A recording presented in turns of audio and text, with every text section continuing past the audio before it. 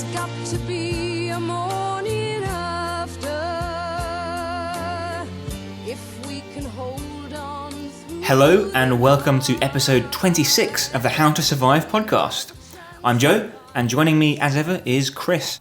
Hello, Chris. Hello, how you doing? Very well, thanks. Because this week we're talking about the Poseidon Adventure from 1972. Mm-hmm. I really love this film, and I'm excited to share it with the listeners. Yeah, and in case it wasn't obvious, it is the Poseidon Adventure, not the 2006 remake Poseidon. No. Have you seen that?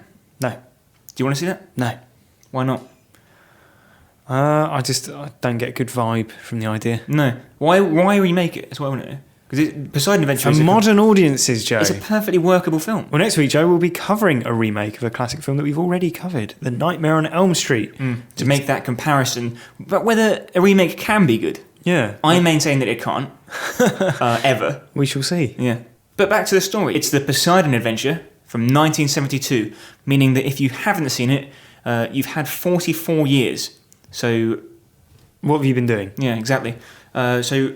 Fair warning, we're going to be talking about the film in depth, so if you don't want it spoiled for you, go over to HowToSurviveShow.com, navigate to the page and buy the DVD from Amazon.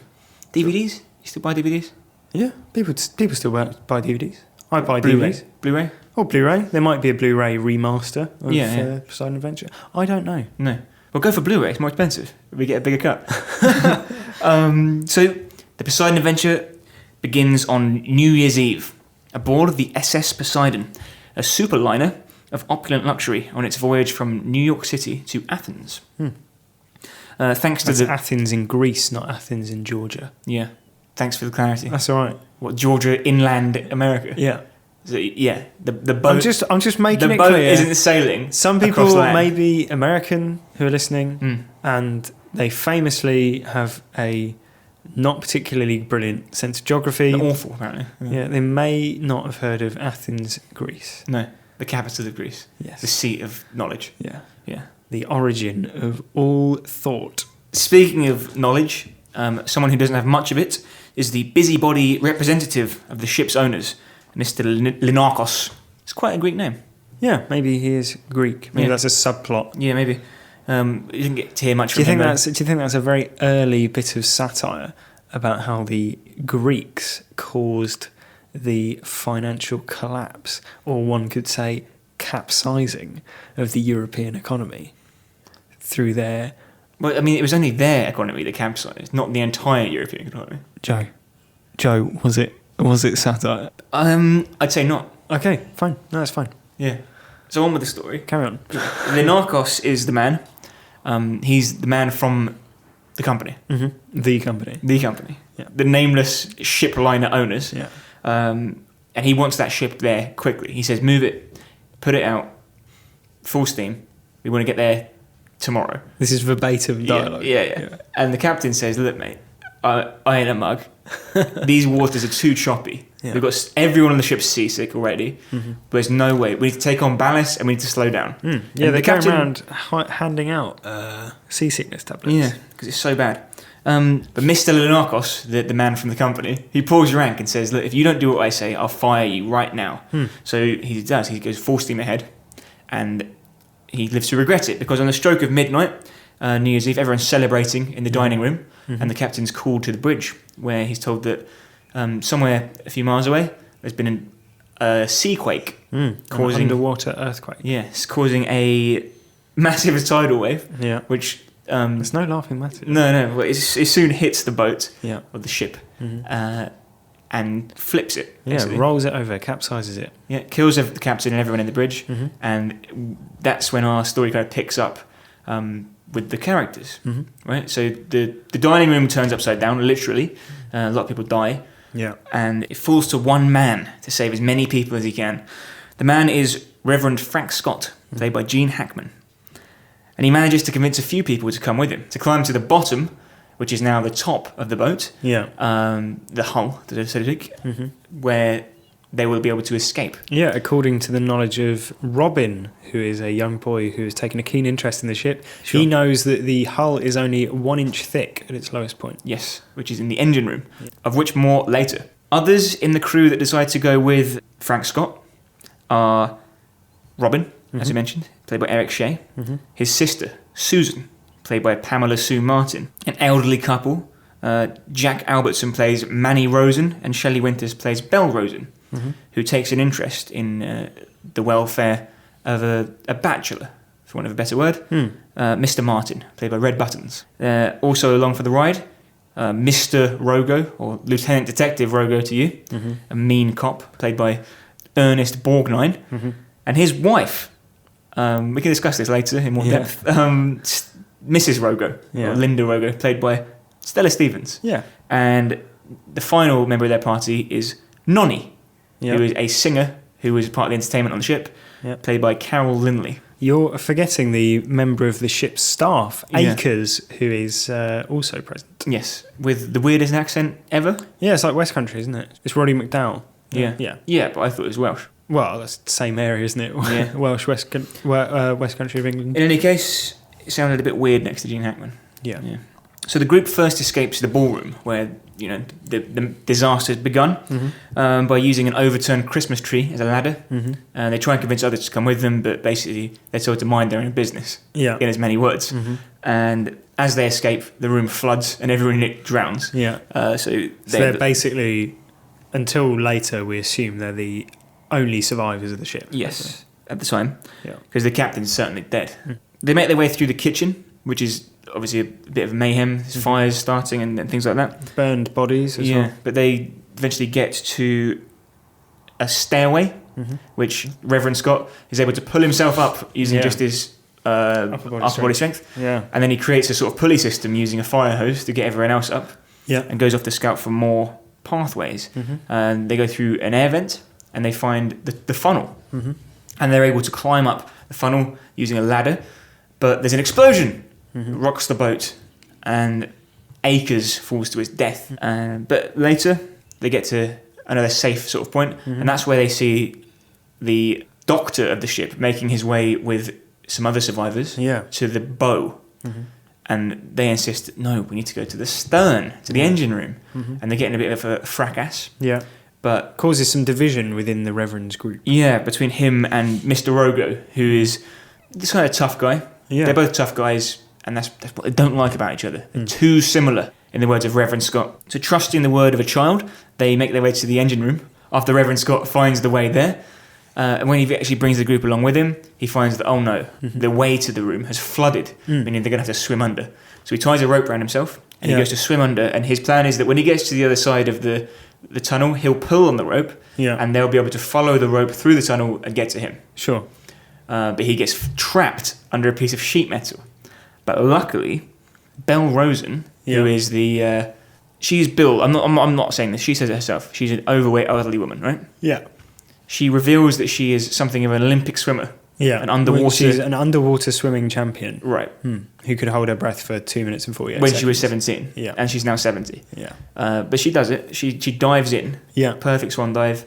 She goes frees him and helps him get to the engine room. And as he splutters his thanks, she says, don't mention it. And then instantly dies of a massive heart attack. Well, let's say instantly. She's able to splutter out a few last words, but she's dead. And it's absolute madness. After a few tearful moments, the group begin climbing through the engine room. They reach the top, but their path is blocked by various sort of steam leaks. And no one wants a steam burn, they're nasty. Linda Rogo falls to her death as the ship rocks, and Mr. Rogo shouts out to blame Reverend Scott, who, in an act of defiance, jumps across a ledge onto a giant valve and uses his body weight to turn the valve off so that they can get past. And then, cursing God with his last words, he lets himself fall to his death. In a burning vat of oil and water. Nasty. Eventually, the group arrives at the hull, and they hear people murmuring above them. So they begin rapping on the hull with hammers and spanners. And eventually they get cut out and saved. They board a helicopter, and so concludes the Poseidon Adventure. Enjoy it? Yeah, I thought it was good. You enjoyed this more than the Towering Inferno, and I think I was the other way around. I think I enjoyed the Towering Inferno a bit more. I thought this was a bit broader, maybe. And not for the highbrow like you. I'm not saying that. It's just, it's like I I guess there's I didn't find it as interesting. I didn't find the concept as interesting. Maybe I think like for the fact that the whole film takes place on an inverted ship. They don't really do that much with that concept, other than the ballroom. The ground floor becomes the floor becomes the ceiling. Yeah, and there's like the tables that are attached to what is now the ceiling, and people are stuck underneath the tables where they've hidden. Which seems like a brilliant idea at the time, but obviously you're stuck up there. Yeah. And and Acres is stuck up on what's become a balcony. Yeah. Like all that sort of thing is quite interesting. But I think for the rest of the film, they're basically in sort of like 7 foot high industrial looking corridors that could be anywhere, and doesn't really give that much of an impression of being upside down. It's almost like you keep forgetting that it's like. What I'd have liked is, I did love the film, but what I would have liked is some more rocking. Like if it occasionally just the ship just settled and they got like bashed around a bit. Yeah, but it seems pretty steady. But even the camera, if it was just like creaking a little bit. It's funny that you should mention that, because that actually really annoyed me. Yeah. Because throughout the film, the camera rocks, or at least for the first part of the film, when they're on the sea. Yeah. The camera rocks back and forth, like simulating a sort of wave motion. Mm-hmm. But when you actually think about it, that makes no sense whatsoever. Because if you assume that the camera is, aping the perspective of someone who stood on the boat, yes, right, which is presumably what it's trying to do, then when you're on a boat, the boat isn't shifting relative to you. You're on the boat and you're shifting with it. So if anything, the horizon should be like slightly shifting, but like the people in front of you wouldn't be shifting back and forth, no, like in a sort of waving motion. And this really wound me up because it doesn't make any sense. And it's like they're just doing it to be like, oh, what happens when you're on a ship? Oh, well, the boat goes like this, so we better make it. Because it's obviously all on you recreate the sensation that you're on a ship. They're on a set which looks exactly like a ship. If they didn't have that camera rocking back and forth, you wouldn't be going, where are they? I don't know. Like, is this on land? They have a skyscraper? I don't understand this. Like, you'd be going, oh, they're on a ship, and you wouldn't even think about it. Titanic, the whole film, you never get that. The camera's not like for the whole 3-hour running time shifting back and forth like you're on a wave machine. I think when it kicks off and it starts rocking around a lot. Yeah, that makes sense, right? Yeah, because you would be moving about because the movements are sudden and they're like jerking and all that sort of thing. That makes sense, right? But it just creates this weird omniscient floating eye of a camera where everything's moving in but the camera isn't. So it's just like this weird detached camera. Well, maybe that's it. Maybe we were looking through a portal. But it rankled with me, and it distracted me. Made me it's just nonsense. It doesn't make any sense. As a decision, as to why you would do that. All right, fine. But did you like the characters? Personally, I think they were gripping, well thought out, and there's some depth to them that doesn't feel tacked on. Yeah, I mean they're all pretty cliche. I did like them. I did like the characters. They're all pretty cliche. Yeah, they're cliche. You've got the cantankerous detective. Yeah. You've got the whore with a heart of gold. Yeah. You've got the annoying children. More on that later. I want to bring that up later. Yeah. You got the elderly couple who madly in love. Yeah, destined to die apart from one another, basically. But did you not find their story quite touching? Yeah, it was touching, definitely. Yeah. They a lot is made of the ensemble, the group that end up going through, given that there's not, compared to the Towering Inferno, there's a lot less baggage. The film's a lot more streamlined. Yes. And given that there's less time spent developing the characters, it still moves along. You still become attached to them. Yeah, I mean, it's very quick in how they establish you. You can't talk to me that way. What, you think you're a big shot just because you're a detective? Yeah, that's how we know he's a detective. Exactly. Yeah. But I think that it didn't feel so tacked on.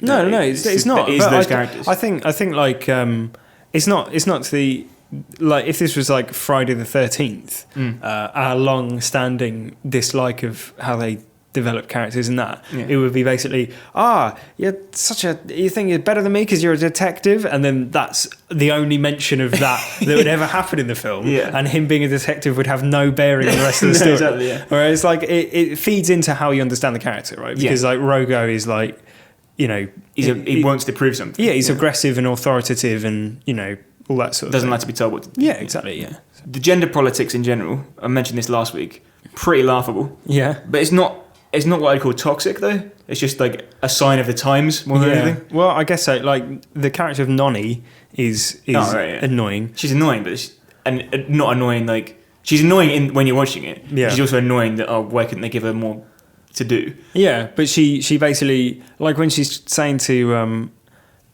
Martin, why don't we just stay here? Yeah. And you want to just like slap her and go like, come on. He does slap her. Yeah, he does. Well, he does at one point. Yeah, like when she's hysterical. But it's just like she becomes an irritant because she like I don't know if it's just a personal thing, but in films like this, when there's a character who's almost like stymieing the progress of the group, it becomes irritating because you're constantly going, like now they're going to do this, now they're going to swim through the flooded corridor, and there's just like they just have to include a bit of her going, I don't want to do it. Yeah. Like, it's just I like the fact that she almost died and you had to hold her nose. Yeah, that was weird, isn't it? Like he was covering her mouth, stop her breathing water. Exactly. It's very clever. Like, that's because I was like, oh my god, what's he doing? But I mean, it could be worse. I mean, a contemporary of this is The Hills of Eyes. So listen to our episode on The Hills of Eyes if you want to know what bad gender politics is. So the captain, right? Here's a funny story about that. I remember watching the film, and that night I was talking to my fiancée about it, and I said, there's a little bit of How to Survive plot development there for anyone who's switched on. Yeah. And I said, the captain in this, he reminded me of Leslie Nielsen, and I said I can see why. I think Leslie Nielsen based his character from Airplane on this because they're very similar. Yeah. And then I came away and did some research in the film. Some research.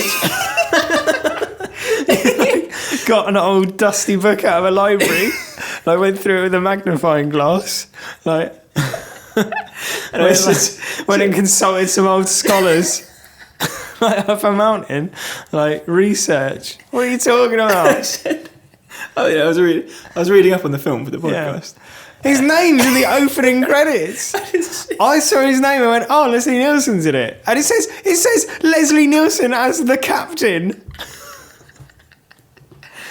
So you were, so you did your research. You went away and did some research.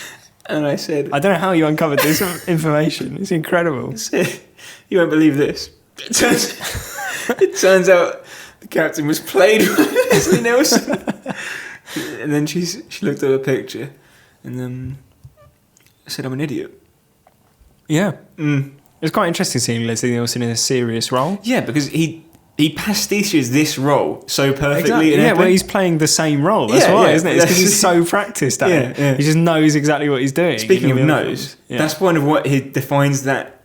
Like, there's these dramatic moments where the camera's below him and he's kind of lit from like above, and he opens his nostrils, like, and it's, I don't know how to describe the shot. It's just like up his nostrils, I guess. Yeah, and that's like his iconic look of like. There are a few. I think my favourite scene in the whole film is when the whole crew are gathered around the radar screen, and Leslie Nielsen goes like, "Oh, it's getting closer. Happy New Year, by the way." And you, Captain. Yeah. Yeah. I just love the idea of none of the crew like wanting to say it because they don't want to like distract him. It's like we'll wait for him to say it. So funny. This makes the same mistake as the ship's owner in Titanic. Yes. Where they presume to tell the captain what to do. Yeah. Despite the captain presumably having many decades of experience. Yes. And going, like, I don't know why it is that captains are seen as like these lower class. Like they're always seen as like beneath the owner of the ship. Yeah. Like they're having to go like adhere to their every beck and call. Like I think it would have been. Just maybe because I like Leslie Nielsen, it'd been cooler if he'd refused to do it and said like, right, well, you'll have to replace me then. Yeah. And then like gone off and he still could have died at the start. But like, yeah. Or if everyone had refused, because they all agree with him, you can tell. Or maybe there was something that they could have done about it when they got to dry land. But maybe we'll talk about that a bit later. So the capsizing of the ship, good scene. Yeah, it's quite well done. Like there's a lot of. Quite funny, like obviously not funny in the context of the film, but funny because it looks a bit old now. Like shots of people where they've clearly just tilted the camera. Yeah, and there's running past. They're just like running into the walls and things, or like lots of close-ups of people just going like. Yeah. like past the camera. I like that there's like several just body shots. But that exactly. The torso just is always someone running past. Yeah. And they just turn the camera on its side. It's great. Yeah. But yeah, it's a good scene, and I do like like I said, it's a shame that they didn't do more with the whole like inverted world thing. Yeah. Because like the bit at the start where Susan finds herself, you know, she's hidden under a table, which is, you know, a good idea when everything's kicking off because you're protected, and then she ends up, you know, 40 feet in the air. It's you know, I like that little touch, and you know, reorienting your environment and making you see it in a different way. I think that up to that point, the shots had been quite long shots, relatively long shots, and then suddenly, as soon as the wave is coming near, it's just snap, snap, snap, snap, and then they do what you would do if you were the captain and sensible, which is send out a mayday signal, which is obviously how they get found in the end. Yeah. And as the guy's like, mayday, mayday, it just gets washed away. And everyone just gets like, battered with water. So you know there's no help coming from the captain and his crew because they're dead. Flips over. And yeah, it's like you say, a bit corny in places, but generally quite... They turn towards the wave, which is what you're supposed to do, isn't it? You're supposed to hit into it. Hit it head on, basically. Go through it rather than up or like let it roll you over. But they just don't do it quickly enough. I like the shots of people hanging from the tables. Yeah. Because I don't know how they did that shot. Because there must be 4 or 5 people just hanging by their hands. It must be harnesses, right? I don't know. Maybe like it might just be a crash mat or something. It looks like about 40 feet in the air, so it could be, but it looks like it would be dangerous. Cool though. Well done them. Yeah. It was Erwin Allen who directed all the action scenes, I believe. Yeah. He of Inferno fame. Later though. But so well done, Mr. Allen. Yeah. If you're listening. I was a big fan. Yeah. So you laughed, sort of chuckled earlier at the heart attack. That was...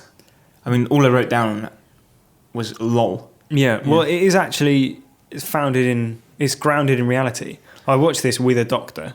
Right. As I watch all of my films, just in case. Yeah. And for your own health. Yeah, exactly. Anything, And that is the case, especially in people who are overweight. If they don't, typically do any exercise and hold their breath for a very long time, it puts such a strain on their cardiovascular system. Yeah, that it can cause a severe heart attack. But what's the chances? Well, it's possible, and the circumstances in which they find themselves, it's pretty, possible to cause a heart attack, isn't it? Wouldn't you say? It's not impossible, but it's a bit coincidental that would happen then. I didn't mind it. Well, it was a bit like the acting hammed it up a little bit. Yeah, but it was. Yeah. But I didn't mind it in the way that you clearly did. I remember. I think it would have been stupid in the context. If it's just stress causing it, then it seems like a bit strange. Yeah, and like Deus Ex heart attack. But it's Deus Ex Olympic swimmer. Yeah. But like that. I mean, I would admit that comes out of nowhere. And that's a bit crazy. That so you either can do it or you can't, and she can't. No, but she did though. But she didn't do. She shouldn't have done it. Well, here's my tip for her: don't do that. Yeah, but if she didn't do it, then they all would have died. But Rogo can do it. Yeah, you can do it with the rope. They don't know where they're going. And it's not like he's trapped like 5 feet from where he was going either. No, true. All right. Well, I think just how many times have you worked out in the last month? A few times a week. Do you have a heart attack? Anyone in the gym have a heart attack? No, but I'm not 70 or 70 stone and not doing no exercise for presumably a long time, and then a very sudden and stressful burst of exercise in the context of a very stressful situation. People do have heart attacks. That is something that happens, and it's often a sudden peak of adrenaline and stress. That's how people have heart attacks. Unless you're saying that swimming underwater in like a industrial corridor in the dark and cold to rescue a man who is the only person who knows the way out of the situation you find you and your partner and your friends in a life or death situation is not a stressful one. I'm not saying it's not stressful. I'm just saying it's a bit rich. Well, you take my point. So it happened. You must take my point. What about Reverend Scott? What about him? He didn't have a heart attack. Do you know why? Because he's not written in to have a stupid role in the film. Right. You're really down on... I you said you liked this film and you're like tearing it to shreds I'm over just saying what that, I okay. see as like a not particularly important... I think the whole rope swimming thing in general just winds me up. Because the scene goes on for too long. It's like, here goes the Reverend Scott. Right, okay, he's trapped. Great. I wonder what's going to happen now. Oh, right, Goes Belle. Yeah. She goes, saves him. Okay, fine. Let's move on. Let's get everyone else through. Oh, wait, she's had a heart attack. Mm-hmm. So here comes Rogo. Yeah. Oh, wait, no, he's got to go back. It's like the whole... The fox in the... Yeah. So he goes back. Back he comes again. And here comes Grandpa Joe. Yeah, Willy and Wonka. then the rest of them. And then rather than just go take it as given that they've come through, yeah, was to see every single one go through that corridor. And it's like, oh my God, just cut the shot. And you liked this film. I loved the film. But, do you know what I mean? Like, you haven't got to show me all of them making the journey. If you show me them emerging from the water, I'm not going to go, how did they get there? Yeah. Yeah. I know what you mean, but it didn't wind me up in the way that it clearly wound you up. No, I suppose not. Who was your favourite character? I did like Reverend Scott. Yeah, I think it was quite cool. Yeah. His whole rant at the beginning was quite fun. Yeah, I liked his... God only saves the strong. Yeah. I liked his rant in his climactic scene as well. He's basically questioning God, isn't he? Like he's having a crisis of faith. Yeah. Because a steam valve bursts open and blocks their path. Mm-hmm. And so he leaps onto the valve and turns it shut. Manipulates it closed. And then just lets himself die. Yeah. Or, see, there's an ambiguity here, isn't there? Because it's whether or not you think he lets go because his hands are too burnt and he's too exhausted to carry on. Or whether it's like when you tie it in with his crisis of faith that he just let go because he's abandoned all hope, which doesn't really, in my opinion, it doesn't really match. It doesn't tally with his character for the previous because he was hour and a half of the film. Yeah, because he's the one who's driving them to survival. Yeah, and he says the strong survive. Basically. Yeah. What was your reading of Reverend's death? Yeah, I took it that to be honest with you, I thought he did give up. And that's kind of a contentious point because he didn't even make an attempt to not give up. Yeah, well, I think part of the problem is that the scalding on his hands isn't very well shown because his hands are red. Yeah, but that could just be wound from what he's been doing for the last few hours. Yeah, or whatever. So if it was blistered and healing away, and he doesn't really make much noise, if he was screaming or something. No, he's just mustering under his breath. Oh God, you've given me. And then was going you get to safety, you survive, and then fell or whatever. But yeah, it's an odd scene. Save yourselves. Yeah. But no, it's just he hangs there slightly awkwardly for a couple of seconds and just drops. Is he a believer at this point? Because he starts the movie by saying God hates everyone, and God only likes you if you want to be really strong. And then the other Reverend is actually the weak need help as well. And he's fuck that basically. Yeah.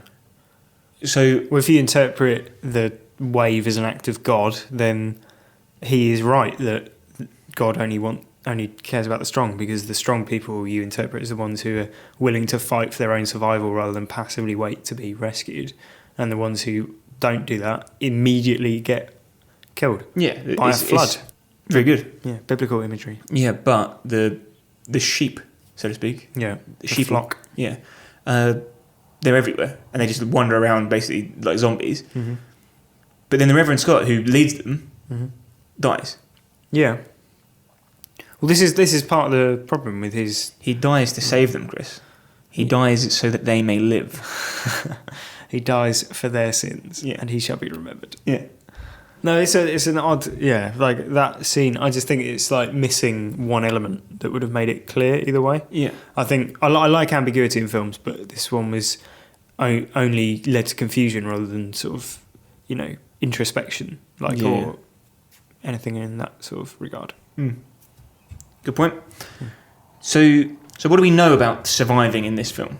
Well, I think Yaz knew the truth back in 1988. The only way is up. Okay. For you and me now. The ship seems to be frequently exploding, Mm-hmm. taking on water, because the water levels continually rising and sort of chasing them. Yeah. There's a big risk of burns from the various steam and fireballs going around.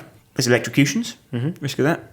Risk of being crushed if the ship suddenly gave way. And basically any other risks of detachable... It's a death trap, basically. Yeah, exactly, yeah. You never know what's going to happen next in a shifting, stricken vessel like that.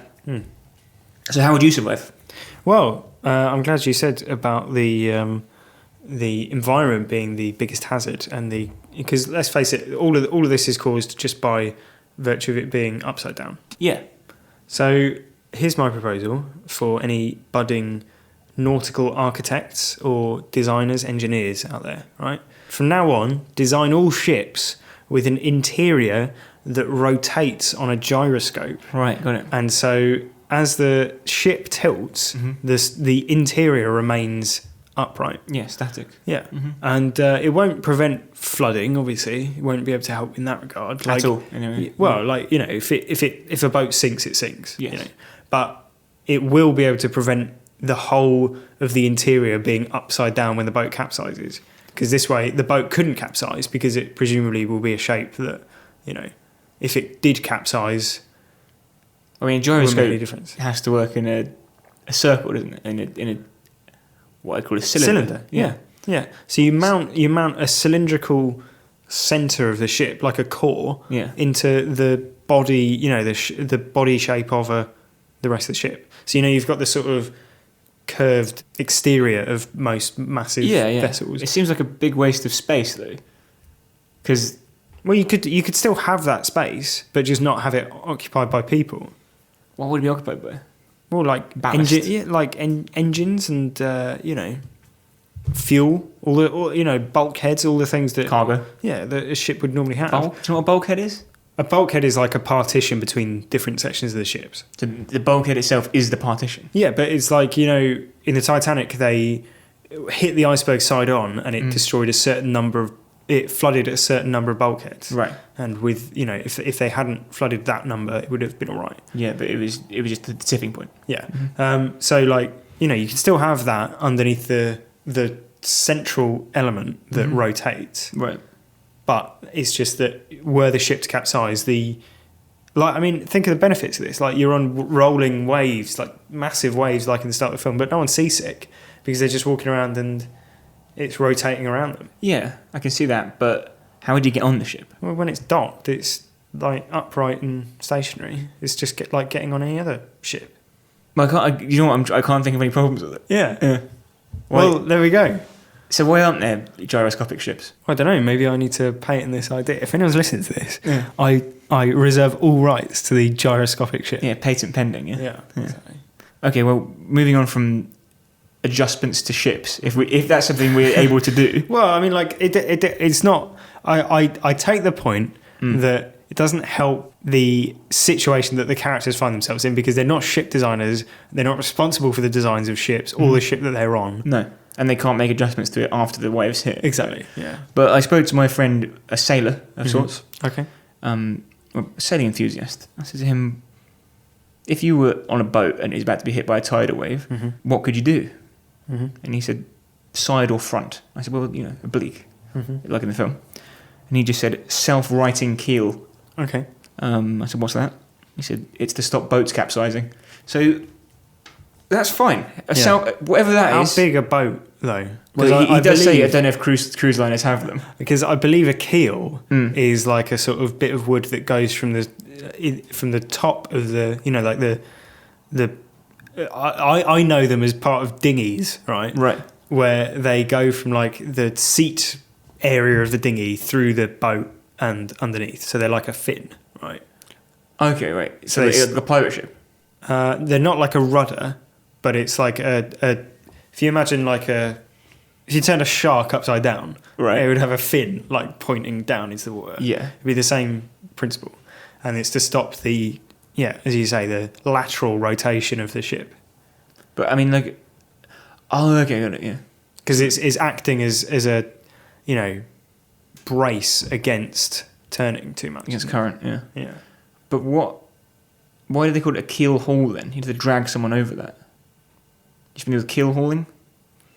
It's where you tie a rope around someone's ankles. Yeah. And then you drag them under the ship, so it stretches them up on the barnacles and stuff. Yeah, but that's where you're hauling them past the keel, I presume. Yeah, okay. Well, I mean, it's a sound principle. Why they don't have them in on big ships, I don't know. Maybe it's like they wouldn't affect a ship that size, or maybe it's because when they're docked, it causes problems with. They won't be able to dock at all. Yeah. Dock 50 yards out. They have to build docks with keel slots. Be like a credit card slot. Yeah. It'll be perfect ergonomics, though, wouldn't it? Yeah, it would be. It would be like satisfying to watch it. Yeah. Imagine being like the captain, like guiding it perfectly into this little crevice. Yeah. So we talked earlier about the captain. Here's a good tip for surviving everything. Mm-hmm. Be the captain. Right. Like you said, decades of experience in marine activity. Yeah. Just like when the guy says, "Oh, we need to go faster," just go, "No, we are not going faster." Yeah. And you can tell he says but I pay your wages. But you can see by the reaction of his crewmen that they're not going to They're not behind the idea either. No. So all the captain's got to do. So he says, well, you're fired. I'm making Stevens over there. Yeah. Captain. And Stevens is going to be like, well, I'm still not doing it. Yeah. And you've just fired my best mate, so I'm less inclined to help you. Exactly. Yeah. So organise some sort of strike. Strike action. Yeah. So it could work. So look, if you're an employer. I'm a member of the union, and you're making us basically risk our lives and the lives of the passengers. So we're going on strike effective immediately. You're now the captain. They see you sail this ship. Further to that, just maritime law in effect. Just throw him overboard. Keel haul him. Yeah, keel haul him. Yeah, why not? Make him walk the plank. Yeah. Is that maritime law? Yeah. I'm pretty sure that's how it works, isn't it? Yeah. You can just murder with impunity in the open ocean, can't you? Yeah. I'm pretty sure that's how it works. Yeah, it's because you're at sea, yeah? Yeah. Yeah. Another idea, have better electrics on the ship, since when the boat flips, capsizes, one man falls into the lighting system and suffers a shocking fate. Yeah. And that immediately takes out the entire electrics of the entire vessel. Suggesting they're on a serial circuit rather than a parallel circuit. Yeah, exactly. You're imagining. Yeah. So if you're running all the electrics through the light bulb, the lights in the ballroom. Yeah. Yeah. It's going to end in tears. Yeah, even if there's not a capsize incident, that's probably 40 or 50 feet up in the air. Yeah, exactly. Imagine trying to change that. It's probably a massive bulb as well. Yeah. And they've got to change it. Imagine in the middle of the night and that shorts out. You've no light. Yeah. And you've got to go on a 50-foot ladder. You're on a choppy ocean because the gyroscope ship hasn't been invented yet. Yeah. Yeah. Yeah, well, it's something to think about, isn't it? So just better wiring around the whole ship. Yeah. Well, I mean, you're talking about the captain there. I think this is one for this film in particular because we were talking about Belle's sudden realisation of her incredibly useful talent. Yeah, like last week's sudden realisation that there's 60 million gallons of water on the roof. Yeah. So at the start of any ensemble group survival effort, it pays dividends to have an audit of each member's skills. Right, yeah. All right. For example, Belle. And then it avoids any situation where you end up missing out on exploiting their talents for the benefit of the group. Sure. So, you wouldn't have ended up with, turns out I'm, I don't know, I've got a massive drill that I can drill my way out of the ship with or something. Yeah. Mr. Martin, red button, suddenly reveals that, I can tap Greek Morse code to the rescue teams. Yeah. I carry this circular saw everywhere I go. Yeah, and it can cut through anything. Yeah, I'm so good at jogging that I can wear through the inch-thick steel hull with just my feet. Yeah. I could run up the funnel. Yeah, to safety. Exactly. So just have a whip round at the start of. You go right. We need to survive. We need to get to this location. Who's good at what? If you were caught at sea in a stricken vessel, what would be your skills? What could you bring to the table? Bear in mind I'm about ready to kill haul you already, so you got to think fast. Okay. When we survive, eventually, when we get rescued, you're going to want some sort of audio record of your experiences. Now, there's this new medium that is very popular. It's called podcasting, right? Yeah, you may not sure. have heard of it. Right, go on. And you sort of release weekly episodes, stories told week by week. Maybe get some sponsorship by someone like MailChimp. Yeah. And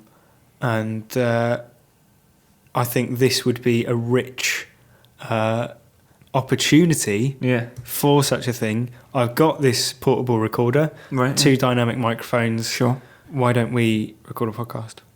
Okay. Great, thanks. In 1974. Yep. 2-track. What would your skill be? I think I'd be able to calm down any tense situation, or just say, "Guys, come on." Is that it? I don't know. I could. Well, you want a calming influence, I Yeah. suppose. Yeah. I'd keep the women calm. Say, come on. Keep the women calm. Yeah, take leaf out of Red's book. Yeah, and exactly. Just slap them around their face. Exactly it. Yeah. I can lift things. Okay. Not heavy things. I can lift some things. A phone. Yeah. A flare gun. Exactly. Yeah. Okay. Well, yeah. No, you're on the boat. I'm more or less like, You're on the life raft.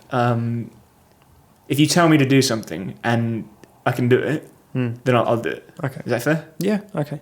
Any other survival ideas? You just one. Okay. See if you can work out who this is aimed at. Take responsibility for your health. Know your risks. Don't just smoke or expose yourself to second-hand smoke. Okay. Maintain a healthy blood pressure. Okay. Monitor your cholesterol. Mm-hmm. Limit your calories. Make exercise a daily habit. Pick your pills wisely. So those are 8 thoughts on how to prevent heart disease. Okay. From And that's for Rogo, yeah? yeah, that's right. Okay. That's Because he's in from quite a stressful job. So. University of Arizona. Okay. So thanks for writing in University of Arizona. Sure. Yeah. So just look after your heart. Cardiovascular health is number 1. Mm-hmm. Yeah. Because you could have risk of stroke. It's good. as well. It's good general advice. Exactly. For sure. We had one person write in, Okay. Matt, who says, everyone in this film deserves what they got. Anybody who goes on holiday to somewhere more shit than their house deserves to die. Right. So obviously not a fan of cruises. Okay. Yeah. Wow. I think the point of cruises is partially to get to a location. Right, so it's more the transport. Yeah, it's a leisurely way of. It's still going to a destination. Yeah. Because otherwise you just stay in the dock. the whole time. Presumably being on like an airplane isn't like better than your house. Yeah, exactly. Yeah. Like, so seems harsh. Maybe Matt is a like shut-in. Yeah, maybe. Yeah, maybe he's like he's got like one chair and like loads of screens in front of him, playing all sorts of survival movies. Yeah, it's made him paranoid. Yep. Well, Chris, grab your hymn book and start singing "Nearer, My God, to Thee" because we've reached the end. Sure. Dear listener, if you enjoyed the show, head over to iTunes and leave us a 5-star review. Mm-hmm. 5, not 4, and not 3 or 2 or 1, just 5. Head over to HowToSurviveShow.com and check out the page for this episode, in which we'll link to anything we mentioned, any books, resources, guides, and other videos. You can get a little bit more for the episode than you do just on the audio version.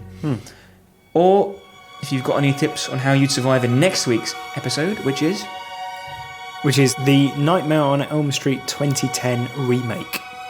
So it would be interesting to see whether Robert Englund's, world famous and enthralling performance as Freddy Krueger will be outdone or improved in this version. We have to live in hope, won't we? The week after that, we're doing Scream 2, which will be the first ever sequel we do. Other than the Friday the 13th episode. Yeah, exactly, yeah. But yeah, like Joe said, if you'd like to get in touch, the email address, as ever, is howtosurviveshow@gmail.com. Maybe you want to suggest a film. Last week we had Gemma, who suggested Willow Creek from 2013. If you want to suggest a niche movie for us, or even a famous movie for us, then howtosurviveshow@gmail.com. And thank you very much for listening, and we'll see you next week. God bless.